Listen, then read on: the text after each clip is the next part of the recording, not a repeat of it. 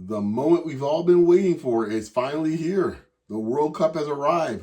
We discuss it and we get into it next on Beyond the Locker Room. The World Cup has finally landed on North American shores starting this week.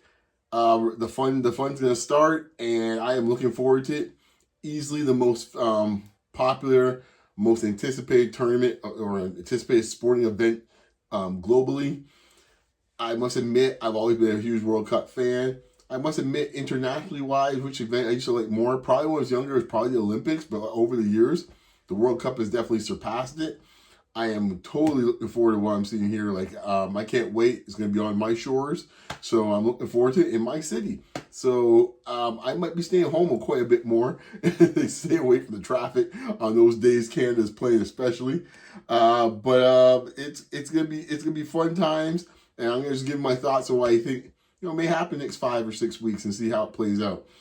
So, for folks that are just showing up, but I know you guys in this case are much more refined sporting connoisseurs. But for those that are just showing up right now, just fell down to planet Earth.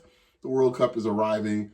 Right now it's starting this week. It's going to be hosted by Canada, United States, and of course Mexico. The three host cities, three host countries, I should say, have some interesting groups, and we'll get into those as well too a little bit. But let's start with, let me get out the blocks here, and let's get into my thoughts on what I see, who are the favorites coming into the tournament, and my thoughts on who I like. I'll give my thoughts at the end. But right now, the favorites right now, Spain, right as we speak, looking at some of the sporting news, 23, odds are 23-5 to win it, Spain. So they're like the overwhelming favorites. France is next at 5-1. England 15-2. Portugal at 8-1. Argentina at 10-1, surprising a little bit, considering they're the defending champs. Brazil at 10-1. Still gotta watch Brazil, even though they've had some tough times lately. And Germany at 14-1. Ditto for them. The Orange Crush, Netherlands at 20-1. And then we have Belgium coming out as the top odds makers favorites. Belgium at 33-1. So this can be fascinating to see what happens. There are always the similar questions come out from the World Cup. Will we have like a Cinderella story that shows up? Will an African nation break through?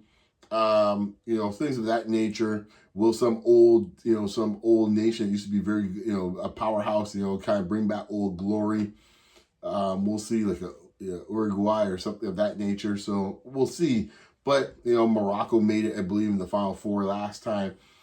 It's going to be interesting to see what happens on this. And, of course, the other question is how far can the host nation, or in this case, the host nations, can they get by for the knockout round, and how far can they go? I'm going to start there. And let's start with essentially with Canada's. We're in Canada, Canadian. Let's see what we're at. That's Group B. Actually, you know what? Let's start with, we'll do a start with Group A, Mexico. So Group A has Mexico, South Africa, South Korea, and Czechia. I mean, my apologies for anyone with the country's names. So let's see here. Well, Mexico, they should win this pretty handily. In this grouping, I think who comes out next. South Korea's put up some good things. I think Czechia would be the next likeliest one, and my apologies again for the pronunciation, but I think the two of them come out. We'll see what happens after that. Group B, I like Canada coming out of there. Switzerland and Canada to me should get through. We'll see what they do. They play on Friday in this case here, but that will be interesting to see. The question with Canada is, can they put the ball in the net? Obviously, Davies right now, Marsh says he won't play the first match, but he should be ready to go by game 2. But can they put the ball in the net? That's the question. They've had opportunities in the past. Jonathan David had some great opportunities in the last World Cup. We'll see what they do this time around, because they're gonna need some score some goals. They can't rely on playing penalty kicks and getting draws to try to get through. They're not the kind of put the ball in the net. So, but I do think Canada will get through, and I think Switzerland gets through from this group. Group C, Brazil, Morocco, Haiti, and Scotland. I think this one's set up really well for Brazil and Morocco. Great story in this case here for Haiti. So I'm kind of pulling for them to get a point at least, to score a goal in this tournament. In the round robin stage, that would be great. They kick it off, I think, initially with Scotland. But yeah, Brazil and Morocco should go through pretty easily in this round, in this group, I should say. The Yanks, America, USA, will be coming in Group D with Paraguay, Australia, and Turkey. This is like, in theory, Paraguay and USA, I think, should get through, but there's some potential interesting moments coming out here. USA, people forget, USA sometimes they don't think of them as a soccer power per se, but USA usually has a top 20 side. They in Mexico. Canada's ranked in the top 30, just so you want to know where they're at. So USA, I think they're ranked 18th or 19th. They should take care of business in this round and get through. I think Paraguay gets through. The Australians be frisky once in a while, but we'll see where it goes on there. But I think those two should get through. Group E, quality German engineering here. Germany, Curacao, Ivory Coast, and Ecuador. Now, this is an interesting one. I think Germany is the obvious one to go through. I'm not so sure. I got a feel here, Cote d'Ivoire, Ivory Coast has found ways to get through to the knockout stage before. Yeah, I don't know.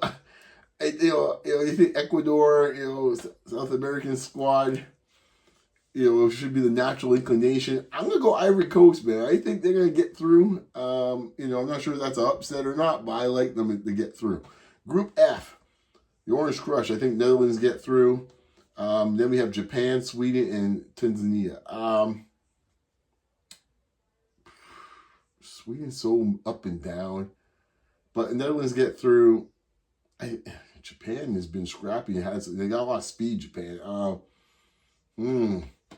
Okay, I'm going to stick with Sweden on this one. So I'm going to go Netherlands and Sweden, but I'm not confident about the Sweden pick. I think Japan might get through, but we'll see with Sweden. I'll stick with it. Group G, we're looking at here Belgium, Egypt, Iran, and New Zealand. Belgium, who's always been very disappointing with the type of size they've had the last decade. This is pretty much, made the last hurrah for this group a little bit. But they get through. I don't know, man. I'll throw it to anybody in this group. You know what? Who knows? What the heck? It's going to be strange to say it, but, stranger things have happened. And considering the situation, the geopolitical situation, if you told me Iran somehow found a way to get through, I wouldn't be surprised. I'm not sure if I think Egypt or New Zealand's likely to pick in this group, but you know what? I'm going to have some fun with it. I'm going to say Iran, man. I think, sometimes, what they say, ordinary people do extraordinary things sometimes. I can see that happening, which would make things very spicy if they got to the knockout stage. I'll just say that. Group H, Spain for sure going through. Uruguay, I think, gets through as well, too. Saudi Arabia's in this bunch as Cabo Verde. I think they're going to be able to be 1, 2, 3 Cancun. They'll be out the door pretty quick, and I think those two get through. Group I, France. Wow, I didn't realize they were in the same group as them. So France, Senegal, that's gonna be interesting. Iraq and Norway. France, obviously. Senegal's had some good squads, man, but Norway's frisky as well too. So. Give me Senegal on this one, man. I think a few African nations are going to get through the knockout stage. I think Senegal's primed to do so with this bunch. I think they're the next best side, in my opinion. Group J, I'm going to go Argentina, obviously. Messi for the last run. With Algeria, Austria, and Jordan. Give me Austria on that one. Group K, Portugal, Congo, Uzbekistan, and Colombia. Portugal and Colombia will get through on this one. And then Group L, the three lions, England, I think it will get through.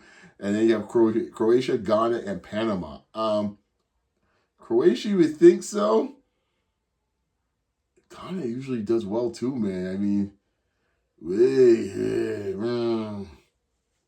I think both those teams are going to make it to the knockout round, but which one I'm going to pick to get through? I've taken 2 African teams. I think I'm going to get 3 of them, man. I think 3 are going to get through. I'm going to get Ghana.